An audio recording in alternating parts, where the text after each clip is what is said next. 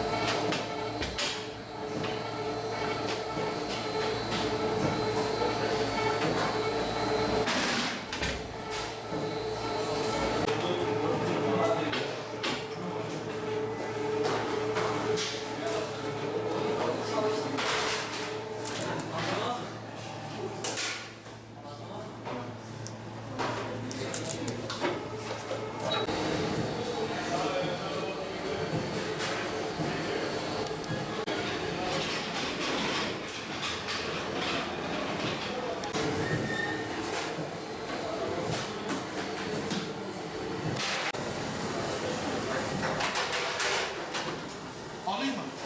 Evet abi.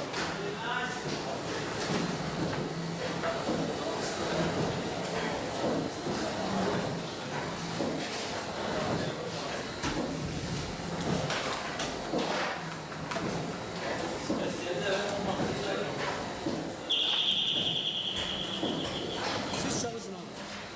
Bak Ahmet abi poz verme. Yok, sen de. Bekle yazmıyorum ben sen olmasın.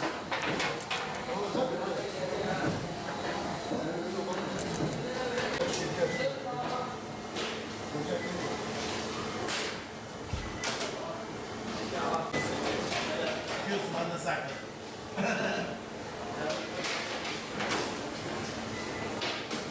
Ramazan kahkemiz Ramazan'a özel 11 ayın sultanı dediğimiz Ramazan günü çıkar. Bu yalnızca Gaziantep'e has bir kahkedir. İçinde neler vardır? Un, yağ, şeker, mahlep, özellikle mahlep ve süt de yoğrulur. Bu tek tek elle işlenerek yapılır. Özenle. Ve bu Ramazan'da ilk gün yok olarak yani millet kuyruğa girerek alır. Ya bu Ramazan'a özel olduğu için o günün yani ekmek yerine insanlar iftarda Ramazan kahkesi alıyor. Orucunu bununla açıyor. Şu anda kilosunu 100'den veriyoruz. 100 lira. Kalıbı 50 lira. Her kalıp yarım kilo geliyor. 50 lira.